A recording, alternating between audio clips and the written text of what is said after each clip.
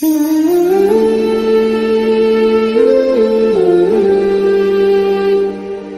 علی رسولہ الکریم، اما بعد فاعوذ باللہ من الشیطان الرجیم، بسم اللہ الرحمن الرحیم۔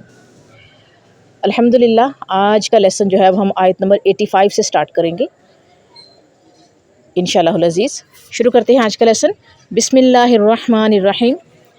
ثم انتم هؤلاء تقتلون انفسکم وتخرجون فریقا منکم من دیارہم تظاہرون علیہم بالإثم والعدوان وإن يأتوكم أسارى تفادوهم وهو محرم عليكم إخراجهم أفتؤمنون ببعض الكتاب وتكفرون ببعض فما جزاء من يفعل ذلك منكم إلا خزي في الحياة الدنيا ويوم القيامة يردون إلى أشد العذاب وما الله بغافل عما تعملون۔ کافی لمبی آیت ہے۔ ثم انتم، پھر تم، ہؤلاء وہ لوگ، تقتلون قتل کرتے ہو، انفسکم اپنی جانوں کو، اپنے نفس کو، وتخرجون اور تم نکالتے ہو، فریقاً ایک فریق، ایک گروہ، منکم اپنے سے، من سے، دیارہم ان کے وطن سے، تظاہرون تم چڑھائی کرتے ہو، علیہم ان پر، بالإثم گناہ سے، والعدوان اور سرکشی، اور ان اگر یأتوکم وہ آئیں تمہارے پاس، اسارا قیدی، تفادوہم تم بدلہ دے کر چھڑاتے ہو، اور ہوا وہ محرم حرام کیا گیا، یا پھر یہ کہ اور حالانکہ حرام کیا گیا، علیکم تم پر، اخراجہم نکالنا ان کا، کیا، فتؤمنون پس تم ایمان لاتے ہو، ببعض بعض حصہ، کتابی کتاب کا، اور تکفرون انکار کرتے ہو، ببعض بعض حصہ، فما جزاء سو کیا سزا، من یفعل جو کرے، ذالک یہ، منکم تم میں سے، الا سوائے، خزی رسوائی، فی میں، حیات دنیا دنیا کی زندگی، حیاتی زندگی، الدنیا دنیا کی، اور یوم دن قیامات قیامت کے، یردون وہ لوٹائے جائیں گے، الا طرف، اشد العذاب سخت عذاب، اور ما نہیں، اللہ بغافل بے خبر، عما اس سے جو، تعملون تم کرتے ہو، یا اس سے جو تم کرتے ہو، یا تمہیں جس کا علم ہے، تعملون عین میم لام عمل ہے، سوری، جو تم کرتے ہو عمل، عما تعملون اس سے جو تم کرتے ہو، کام کرتے ہو، عمل کرتے ہو۔ ٹرانسلیشن ہے اس کی، دیکھیے گا۔ پھر تم وہ لوگ ہو جو آپس میں ایک دوسرے کو قتل کرتے ہو اور اپنے لوگوں کو ان کے گھروں سے نکال دیتے ہو، گناہ اور ظلم کے ساتھ ایک دوسرے کی مدد کرتے ہو، اگر وہ تمہارے پاس قید ہو کر آئیں تو فدیہ دے کر انہیں چھڑاتے ہو، حالانکہ ان کو ان کے گھروں سے نکالنا ہی تم پر حرام تھا۔ کیا تم کتاب کے کچھ حصے پر ایمان لاتے اور کچھ کا انکار کرتے ہو؟ جو تم میں سے ایسا کام کرے گا ان کے لیے دنیا میں ذلت ہے، اور قیامت کے دن انہیں سخت عذاب کی طرف دھکیل دیا جائے گا۔ جو تم عمل کرتے ہو، اللہ تعالیٰ اس سے بے خبر نہیں ہے۔ کنیکشن دیکھ لیتے ہیں۔ اب دیکھیے گا، حالات بھی ویسے ہی ہیں اور ذکر بھی بنی اسرائیل کا ہو رہا ہے، اور بنی اسرائیل ہی ہے جس نے، بنی اسرائیل سے ہی ہیں، یعنی اسرائیل ہی ہے جو اس وقت جو ہے وہ تباہی اور بربادی کر رہے ہیں ایران کی۔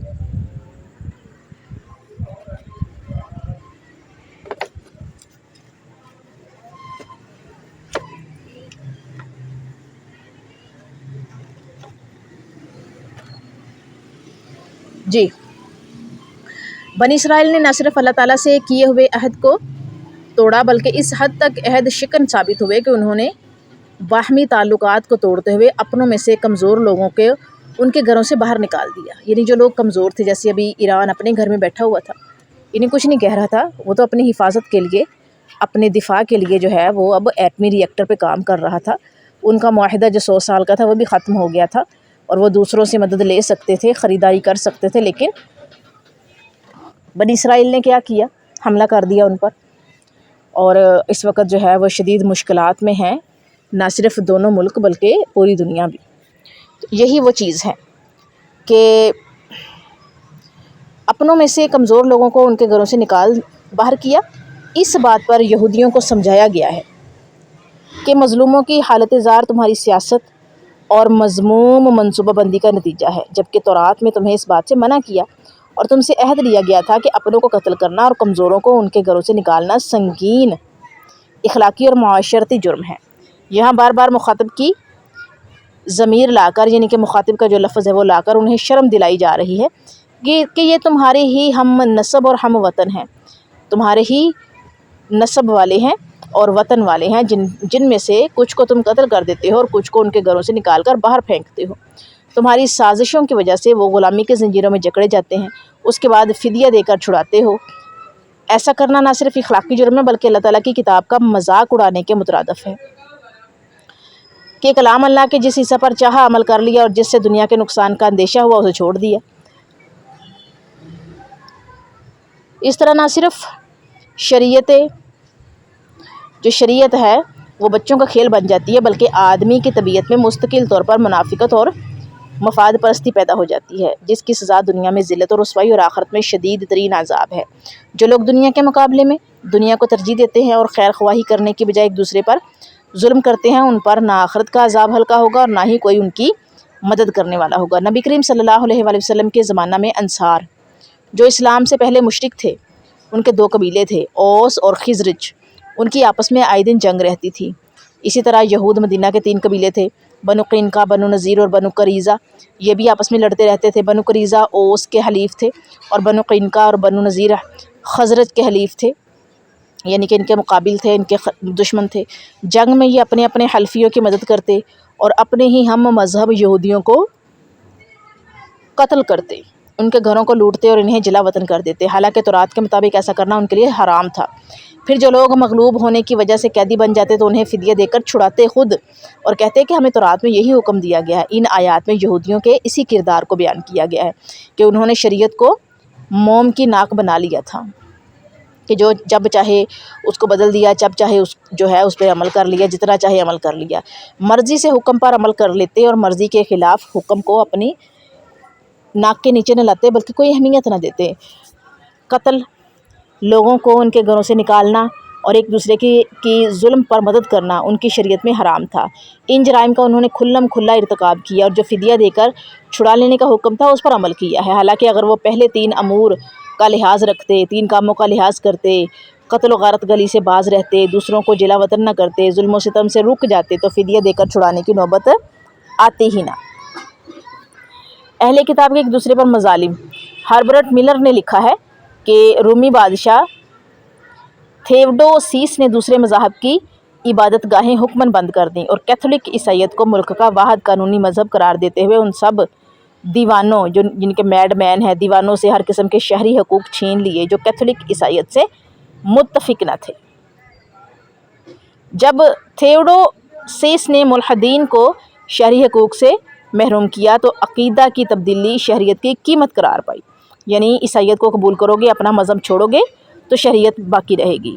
اور پوپ لیو دوازدہم نے تو رواداری کو صاف الفاظ میں سچے مذہب سے بے پرواہی سے تعمیر کرتے ہوئے بتا دیا کہ عیسائیت میں نقطہ نظر کے اختلاف کو برداشت کرنے کی قوت و صلاحیت کہاں تک ہے۔ عملاً بھی اس نے تنخواہ دار مخبرین کی مدد سے مسلمہ عقائد سے ہٹتے ہوئے افراد سے اپنی جیبیں بھر دی، یعنی کہ وہی معاملہ کہ جو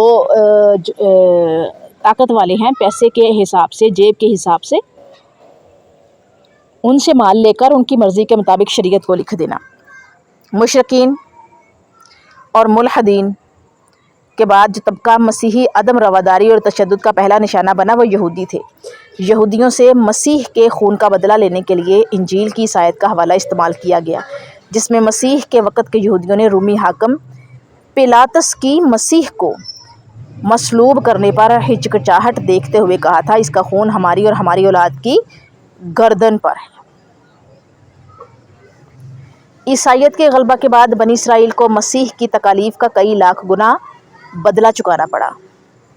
ملحدین، مشرکین اور یہود وغیرہ پر ظلم و تشدد اور ان کے قتل و غارت پر عیسائی حکمرانوں اور امراء کو اکساتے ہوئے ایک مشہور پوپ بلڈر برینڈ نے کہا تھا، کیا کہا تھا کہ جو اپنی تلوار کو ان لوگوں کا خون کرنے سے روک رکھے وہ لعنتی ہے۔ اب اس میں دیکھتے ہیں مسائل کہ نمبر 1 بنی اسرائیل عہد توڑنے والی قوم ہے۔ نمبر 2 بنی اسرائیل پر رشوت لینا حرام تھا۔ نمبر 3 دین کے کچھ ارکان پر عمل کرنا اور کچھ کو چھوڑ دینا دنیا میں ذلت اور آخرت میں عذاب جہنم کا سبب ہوگا۔ اور نمبر 4 ہے اللہ تعالیٰ لوگوں کے اعمال سے بے خبر نہیں ہے۔ یہ آیت نمبر 86، اولئک الذین اشتروا الحیاۃ الدنیا بالآخرۃ فلا یخفف عنہم العذاب ولا هم ینصرون۔ اولئک یہی لوگ، الذین وہ جنہوں نے اشتروا خرید لیا، حیات زندگی کو، الدنیا دنیا، بالآخرۃ آخرت کے بدلے، فپس لا نہیں، یخفف ہلکا کیا جائے گا، عنہم ان سے، عذاب و عذاب، وا اور لا نہیں، ہم وہ، ینصرون مدد کیے جائیں گے۔ ٹرانسلیشن دیکھ لیتے ہیں اس کی۔ یہی وہ لوگ ہیں جنہوں نے دنیا کی زندگی کو آخرت کے بدلے خرید لیا ہے، سو ان پر عذاب ہلکا نہیں کیا جائے گا اور نہ ان کی مدد کی جائے گی۔ ابھی ذرا اس کا جو ہے وہ ہم جو سچویشن چل رہی ہے اسی حساب سے ذرا جائزہ لیتے ہیں کہ یہود و نصارہ کی یہ عہد شکنیاں اس لیے نہیں کہ انہوں نے آخرت کو فراموش کر کے دنیا کو مقدم کر لیا تھا، دنیا کے لیے وہ تمام اخلاقی اور دینی حدیں پھلانگنے کے لیے تیار رہتے تھے۔ یہ تھا سارا مسئلہ۔ کفار اور مشرکین کے بارے میں قرآن مجید بار بار اس بات کا اعلان کرتا ہے کہ ان لوگوں پر نہ عذاب ہلکا ہوگا اور نہ ہی انہیں جہنم سے نجات ملے گی۔ جس شخص کے بارے میں عذاب ہلکا ہونے کا امکان ہے وہ جناب ابو طالب ہیں۔ ان کے بارے میں نبی صلی اللہ علیہ وآلہ وسلم نے اس امید کا اظہار کیا ہے، ٹھیک ہے، جس میں جو ہے وہ روایت ہے صحیح بخاری کی، کتاب المناقب، باب قصۃ الابی طالب۔ حضرت ابو سعید خدری رضی اللہ عنہ بیان کرتے ہیں کہ انہوں نے رسول اللہ صلی اللہ علیہ وآلہ وسلم سے سنا، آپ صلی اللہ علیہ وآلہ وسلم کے پاس آپ کے چچا ابو طالب کا تذکرہ کیا گیا تو آپ نے فرمایا شاید اسے میری شفاعت قیامت کے دن فائدہ دے، اسے آگ پر کھڑا کیا جائے گا، وہ آگ اس کے ٹخنوں تک پہنچے گی جس سے اس کا دماغ کھولے گا۔ جن لوگوں نے ہماری آیات کا انکار کیا یقیناً ہم انہیں جہنم واصل کریں گے، جب ان کے جسموں کی کھال گل جائے گی تو ہم دوسری کھال سے بدل دیں گے تاکہ عذاب کا مزہ چکھتے رہیں۔ اللہ تعالیٰ یقیناً زبردست اور حکمت والا ہے۔ سورہ نساء آیت نمبر 56 میں اس کا تذکرہ ہے۔ اس میں مثال دیکھ لیجئے گا کہ اس میں جو پوائنٹ ہے وہ یہ ہے کہ آخرت کی زندگی پر دنیا کو ترجیح دینے والوں پر جہنم کا عذاب ہلکا نہیں ہوگا، اور نمبر 2 ہے اللہ تعالیٰ کے احکام کے بدلے مال اور منصب حاصل کرنا حرام ہے، اور نمبر 3 ہے دوزخیوں کی کوئی کچھ بھی مدد نہیں کر سکے گا۔ جی آگے ہم آیت نمبر 87 دیکھتے ہیں۔ وَلَقَدْ آتَيْنَا مُوسَى الْكِتَابَ وَقَفَّيْنَا مِن بَعْدِهِ بِالرُّسُلِ وَآتَيْنَا عِيسَى ابْنَ مَرْيَمَ الْبَيِّنَاتِ وَأَيَّدْنَاهُ بِرُوحِ الْقُدُسِ أَفَكُلَّمَا جَاءَكُمْ رَسُولٌ بِمَا لَا تَهْوَىٰ أَنفُسُكُمُ اسْتَكْبَرْتُمْ فَفَرِيقًا كَذَّبْتُمْ وَفَرِيقًا تَقْتُلُونَ۔ اور لقد البتہ آتینا ہم نے دی موسیٰ کو کتاب، اور کفینا ہم نے پے در پے، من بعدی اس کے بعد، بالرسل رسول، وآتینا اور ہم نے دی عیسیٰ ابن بیٹا، مریم بیناتی کھلی نشانیاں، اور ایدناہ اس کی مدد کی، بروح القدس روح القدس کے ذریعے، افکلما کیا پھر جب، جاءکم آیا تمہارے پاس، رسول کوئی رسول، بما اس کے ساتھ جو لا نہیں، تہوا چاہتے، انفسکم تمہارے نفس، استکبرتم تم نے تکبر کیا، فاپس فریقاً ایک گروہ، کذبتم تم نے جھٹلایا، اور فریقاً ایک گروہ، تقتلون تم قتل کرنے لگے۔ اب اس کی ٹرانسلیشن ہم دیکھتے ہیں۔ بلا شبہ ہم نے موسیٰ علیہ السلام کو کتاب دی اور ان کے بعد مسلسل رسول بھیجے، اور ہم نے عیسیٰ ابن مریم علیہ السلام کو واضح دلائل دیے، یعنی پے در پہ ایک رسول کے بعد دوسرا، دوسرے کے بعد تیسرا، اوپر تلے رسول آئے، اور بنی اسرائیل میں ایسے یعنی کہ درجنوں جو ہیں وہ رسول آئے ہیں، اور روح القدس سے اس کی تائید فرمائی۔ جب تمہارے پاس رسول وہ چیز لائے جو تمہاری طبیعتوں کے خلاف تھی تو تم نے تکبر کیا، پس ایک جماعت کو تم نے جھٹلا دیا اور دوسری جماعت کو تم نے قتل کر دیا۔ اب یہاں پر جو ہے وہ جو حالات حاضرہ چل رہا ہے بنی اسرائیل کا، پہلے دیکھتے ہیں کہ بنی اسرائیل سے عہد لینے کے بعد اس کی یاد دہانی کے لیے مسلسل انبیاء مبعوث کیے گئے، یعنی بھیجے گئے، مگر یہ لوگ تکبر اور ظلم میں آگے ہی بڑھتے گئے۔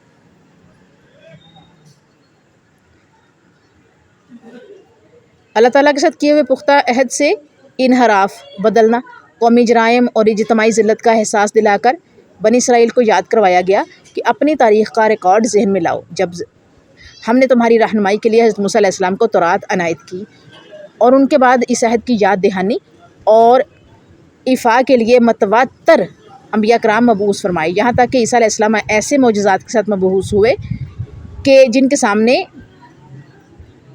معروف دانشور اور بڑے بڑے اہل علم بڑے بڑے اہل علم جو ہے وہ اسٹوڈنٹ دکھائی دیتے تھے، جسے ہم اردو میں کہتے ہیں طفل مکتب۔ تو آیت نمبر 87 میں آگے کیا کہا گیا کہ عیسیٰ علیہ السلام کو ایسے معجزات کے ساتھ مبعوث کیا، یعنی کہ اللہ تعالیٰ نے مبعوث کیا، وہ مبعوث ہوئے جن کے سامنے مشہور دانشور اور بڑے بڑے جو اہل علم ہیں وہ بالکل ایسے تھے جیسے اسکول میں پڑھتے ہیں، مکتب میں پڑھتے ہیں، مدرسے میں پڑھتے ہیں، یعنی کہ اسٹوڈنٹ دکھائی دیتے تھے۔ لیکن اے اہل کتاب، تم نے ہر اس بات کا انکار کیا جو تمہارے رواج اور مزاج کے خلاف تھی۔ تم نے نہ صرف روشن معجزات اور ٹھوس دلائل کا متکبرانہ جواب دیا، بلکہ انبیاء کی کثیر تعداد کی تکذیب کرتے ہوئے انہیں ماننے سے انکار کر دیا، یعنی ان کو جھٹلاتے ہوئے، اور کچھ انبیاء کو شہید ہی کر ڈالا۔ اب تم گناہوں اور اپنے اس تکبر کو چھپانے کے لیے کہتے ہو کہ ہم قرآن اور اس نبی کی رسالت کو اس لیے تسلیم نہیں کرتے کہ ہمارے دل علم و دانش کے گہوارے ہیں، اور کچھ لوگوں کا کہنا ہے کہ ہمیں اس نبی کی باتوں کی سمجھ ہی نہیں آتی، ہمارے اور اس کے درمیان پردہ حائل ہو چکا ہے۔ یہی وہ بہانے ہیں جو ہر دور میں نام نہاد جو دانشور ہیں اور جو تعصب والے مذہبی لوگ ہیں، یعنی تعصب پھیلاتے ہیں، وہ لوگ ایسا کرتے ہیں، جبکہ حقیقت یہ ہے کہ دلائل سمجھنے اور حقائق کو جاننے کے باوجود یہ لوگ ایمان نہیں لاتے۔ تو اس کی وجہ یہ نہیں کہ وہ علم و معرفت رکھتے ہیں، بلکہ اس کی وجہ یہ ہے کہ ان کی بدعمالیوں کی وجہ سے ان پر خدا کی پھٹکار پڑ چکی ہے۔ استغفر اللہ۔ تکبر کا معنی اور انجام دیکھتے ہیں ہم۔ صحیح مسلم کی روایت ہے کہ حضرت عبداللہ بن مسعود رضی اللہ عنہ نبی کریم صلی اللہ علیہ وآلہ وسلم سے بیان کرتے ہیں کہ آپ نے فرمایا کہ جس کے دل میں رائی کے دانے کے برابر بھی تکبر ہوا وہ جنت میں داخل نہیں ہوگا۔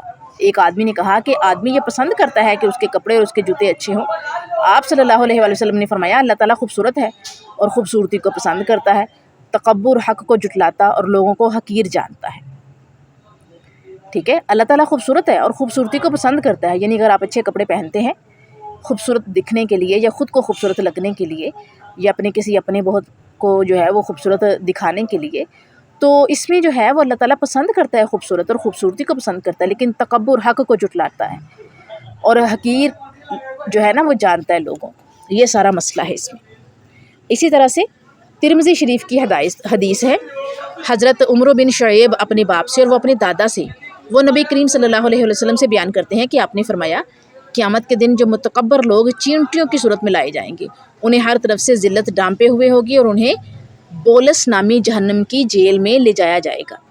نوٹڈ، بولس نامی جہنم کی جیل میں لے جایا جائے گا۔ ان پر آگ کے شعلے بلند ہو رہے ہوں گے اور انہیں جہنمیوں کے زخموں کی پیپ پلائی جائے گی۔ استغفر اللہ، نعوذ باللہ۔ یہ ایک بڑی اہم جو ہے حدیث ہے، اور اس میں دیکھیں راوی کتنے ہیں۔ حضرت عمر بن شعیب کو ان کے باپ نے جو ہے وہ بتایا کہ یہ حدیث جو ہے وہ میرے دادا، آپ کے دادا نے مجھے بتائی تھی۔ حضرت عمر بن شعیب کو ان کے باپ شعیب نے اور شعیب کو ان کے والد نے بتایا کہ نبی صلی اللہ علیہ وآلہ وسلم نے یہ جو ہے وہ کے منہ سے یہ سنا ہے، یعنی دادا نے نبی صلی اللہ علیہ وآلہ وسلم کے منہ سے خود سنا، پھر آگے اپنے بیٹے کو بتایا، اور بیٹے نے پھر کیا کیا، ان کے پوتے کو بتایا، یعنی کہ یہ 3 نسلوں کی جو ہے وہ سینہ بسینہ چلتی ہوئی حدیث ہم تک پہنچی ہے، جو کہ بنی ہے زینت ترمذی شریف کی کتاب الصفۃ القیامہ میں۔ ٹھیک ہے، تو چیپٹرز ہوتے ہیں نا ان کے مختلف، تو وہ جو کتاب الصفۃ القیامہ میں ہے یہ مسائل دیکھ لیتے ہیں کہ بنی اسرائیل نے کچھ انبیاء کو شہید کیا اور اکثرت کو جھٹلا دیا، مانا ہی نہیں ان کو۔ نمبر 2، منکرین حق بات ماننے کی بجائے یہ کہتے ہیں کہ ہمارے دل پردے میں ہیں۔ ہم قرآن کے لحاظ سے دیکھ لیتے ہیں کہ لعنتی کون ہے۔ نمبر 1، شیطان لعنتی ہے، سورہ نساء آیت نمبر 118۔ نمبر 2، کافر لعنتی ہے، سورہ احزاب آیت نمبر 64۔ نمبر 3، اصحاب السبت جو ہفتے کے دن کی جنہوں نے بے حرمتی کی وہ لعنتی ہیں، سورہ نساء آیت نمبر 47۔ یہودی لعنتی ہیں، سورہ مائدہ آیت نمبر 64۔ جھوٹے لعنتی ہیں، سورہ آل عمران آیت نمبر 61۔ ظالم پر لعنت ہوتی ہے، سورہ ہود آیت نمبر 18۔ اور حق چھپانے والے لعنتی ہیں، سورہ بقرہ آیت نمبر 159۔ اور اللہ اور رسول کو تکلیف دینے والے لعنتی ہیں، سورہ احزاب آیت نمبر 57۔ یہ ہماری ہوگی آیت نمبر 87۔ آگے آیت نمبر 88 دیکھیے گا، وَقَالُوا قُلُوبُنَا غُلْفٌ بَل لَّعَنَهُمُ اللَّهُ بِكُفْرِهِمْ فَقِيلَ لما یؤمنون، اور قالوا انہوں نے کہا قلوبنا ہمارے دل غلفن پردے میں، بلکہ لعنت ہم ان پر اللہ کی بکفرہم ان کے کفر کے سبب، فقلیلاً سو تھوڑے ہیں ما یؤمنون جو ایمان لاتے ہیں۔ اب اس کی ٹرانسلیشن دیکھیے گا، اور وہ کہتے ہیں کہ ہمارے دل پردے میں ہیں بلکہ ان کے کفر کی وجہ سے اللہ تعالیٰ نے ان پر لعنت کر دی ہے، اب ان میں ایمان لانے والے تھوڑے ہیں۔ اب یہ جو میں نے پچھلی جو تفسیر پڑھی ہے یہ اسی کا حصہ ہے، یعنی ان کے دلوں پہ پردے نہیں ہیں بلکہ انہوں نے اپنے تکبر، اپنے غرور کی وجہ سے جو ہے وہ یہ سارا کچھ کیا، اور پھر اس وجہ سے کفر کیا انہوں نے، اور پھر اللہ نے ان پر لعنت کر دی ہے۔ اب ان میں ایمان لانے والے تھوڑے ہیں، یعنی وہ جن کو اب اللہ توفیق دے گا، استقامت دے گا، وہی ایمان لائیں گے، ادروائز سارے کے سارے جو ہیں وہ لعنتی ہو گئے ہیں۔ آگے ہم آیت نمبر 89 دیکھتے ہیں، وَلَمَّا جَاءَهُمْ كِتَابٌ مِّنْ عِندِ اللَّهِ مُصَدِّقٌ لِّمَا مَعَهُمْ وَكَانُوا مِن قَبْلُ يَسْتَفْتِحُونَ عَلَى الَّذِينَ كَفَرُوا فَلَمَّا جَاءَهُم مَّا عَرَفُوا كَفَرُوا بِهِ فَلَعْنَةُ اللَّهِ عَلَى الْكَافِرِينَ۔ اور لما جب جاءہم ان کے پاس آئی کتاب، ان کتاب من سے عندی پاس اللہ کی، مصدقن تصدیق کرنے والی، ٹھیک ہے، لما اس کی جو معہم ان کے پاس، مع کا معنی جہاں بھی ہوگا ساتھ یا پاس کیا جائے گا، ہم ان کے، ہم کا معنی بھی یہی ہوگا۔ ابھی میں نے آپ کو جو ہے وہ کچھ پیجز میں نے سینڈ کیے تھے، آئی تھنک 2 یا 3 پیج سینڈ کیے تھے نا آپ لوگوں کو، میں نے 2 یا 3 پیج سینڈ کیے تھے میں نے، ایسا ہی ہے، جس میں چھوٹے چھوٹے حروف لکھے ہوئے تھے، ان کی ٹرانسلیشن تھی۔ میں اب وہ اگین سینڈ کروں گی، ساتھ جتنے بھی ہوں گے نا وہ سارے کے سارے سینڈ کر دوں گی۔ 9 پیجز ہیں، ان کو آپ نے جو ہے وہ اپنے پاس سیو کر لینا ہے، اور اس کے بعد جو ہے وہ ہم اس سے جو ہے آپ لوگوں سے سنیں گے۔ تو آگے دیکھتے ہیں، اور کانو وہ تھے من سے قبل پہلے، یستفتحون فتح مانگتے وہ سب، علی الذین ان لوگوں پر جنہوں نے کفر کیا، فلما سو جب جاءہم آیا ان کے پاس، ما عرفو جب جو وہ پہچانتے تھے، کفر و متکبر منکر ہو گئے، بھی اس کے، فلعنت اللہ سو اللہ کی لعنت، علی الکافرین کافروں پر۔ ٹرانسلیشن دیکھتے ہیں، اور جب ان کے پاس اللہ تعالیٰ کی طرف سے کتاب آئی جو ان کی کتابوں کی تصدیق کرتی ہے، جو لوگ اس سے پہلے کفار پر فتح چاہتے تھے، جب یہ حق ان کے پاس آیا تو اسے پہچان لینے کے باوجود انہوں نے اس کے ساتھ کفر کیا، اللہ تعالیٰ کی لعنت ہو کافروں پر۔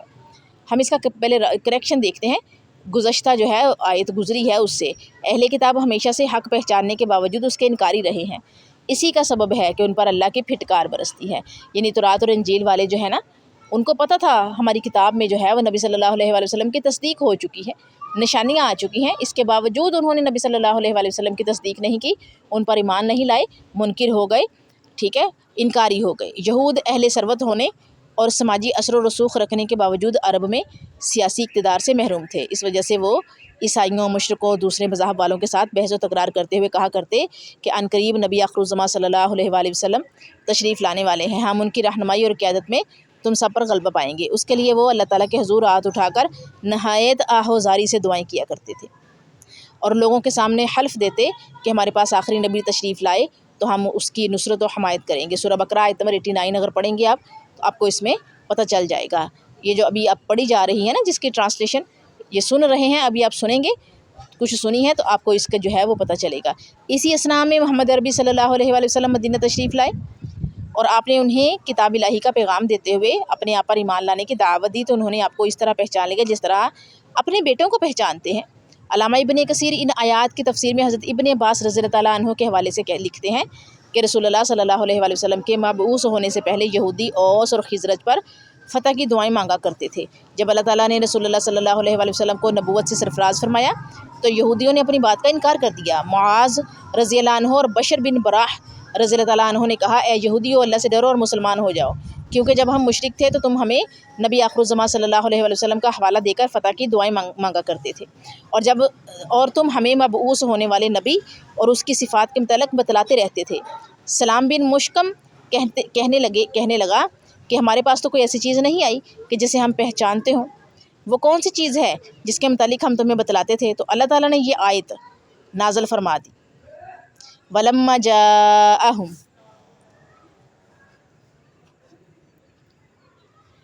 اب یہاں پر دیکھیے گا الرحیق المختوم میں ہے، مولانا صفی الرحمن مبارک پوری الرحیق المختوم کافی مشہور کتاب ہے، بڑی خوبصورت اور تحقیق شدہ. لکھتے ہیں کہ رسول اللہ صلی اللہ علیہ وسلم شرف و عظمت اور فضل و کمال کے سب سے بلند چوٹی پر جلوہ فگن تھے. عفت و امانت، صدق و صفا اور جملہ امور خیر میں آپ صلی اللہ علیہ وسلم کے وہ امتیازی مقام تھا کہ آپ صلی اللہ علیہ وسلم کے دشمنوں کو بھی آپ کی انفرادیت پر کبھی شک نہ گزرا. آپ کی زبان سے جو بات نکلی دشمنوں کو یقین ہو گیا کہ وہ سچی ہے اور ہو کر رہے گی. واقعات اس کی شہادت دیتے ہیں. ایک بار قریش کے ایسے 3 آدمی اکٹھے ہوئے جن میں سے ہر ایک نے اپنے بقیہ 2 ساتھیوں سے چھپ چھپا کر تنہا قرآن مجید سنا، لیکن بعد میں ہر ایک کا راز دوسرے پر فاش ہو گیا. ان تینوں میں سے ایک ابو جہل بھی تھا. تینوں اکٹھے ہوئے تو ایک نے ابو جہل سے دریافت کیا کہ بتاؤ تم نے جو کچھ محمد صلی اللہ علیہ وسلم سے سنا ہے اس کے بارے میں تمہاری رائے کیا ہے؟ ابو جہل نے کہا میں نے کیا سنا ہے، بات دراصل یہ ہے کہ ہم نے اور بنو عبد مناف نے شرف و عظمت میں ایک دوسرے کا مقابلہ کیا. انہوں نے غریب مسکینوں کو کھلایا تو ہم نے بھی کھانا کھلایا.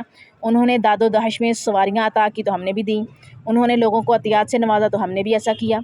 ٹھیک ہے، یہاں تک کہ جب ہم اور وہ ایک دوسرے کے ہم پلہ ہو گئے اور ہماری اور ان کی حیثیت ریس کے 2 مد مقابل گھوڑوں کی ہو گئی تو اب بنو عبد مناف کہتے ہیں کہ ہم میں ایک نبی ہے جس کے پاس آسمان سے وحی آتی ہے. ٹھیک ہے، بھلا بتائیے ہم اسے کب پا سکتے ہیں؟ خدا کی قسم ہم اس شخص پر کبھی ایمان نہ لائیں گے اور اس کی ہرگز تصدیق نہیں کریں گے. اس میں جو مسائل ہیں وہ یہ ہے کہ رسول اللہ صلی اللہ علیہ وآلہ وسلم کے ساتھ حسد و بغض کی وجہ سے بنی اسرائیل پر اللہ تعالیٰ کا غضب اور عذاب مسلط ہوا. نمبر 2 ہے حق کا انکار کرنے والے پر اللہ تعالیٰ کی لعنت ہوتی ہے. قرآن سے تفسیر دیکھتے ہیں کہ رسول اللہ صلی اللہ علیہ وآلہ وسلم کی تشریف آوری کا انتظار. سورہ فاتر آیت نمبر 42 بنی اسرائیل رسول اللہ صلی اللہ علیہ وآلہ وسلم کی رسالت کے منتظر تھے. سورہ بقرہ آیت نمبر 146 یہود و نصارہ رسول اللہ صلی اللہ علیہ وآلہ وسلم کو اپنے بیٹوں کی طرح پہچانتے ہیں. اور سورہ بقرہ آیت نمبر 89 جو پڑھ رہے ہیں رسول اللہ صلی اللہ علیہ وآلہ وسلم کی آمد کی بنیاد پر لوگوں پر فتح یاب ہونے کی خواہش رکھتے تھے. جزاکم اللہ خیرہ.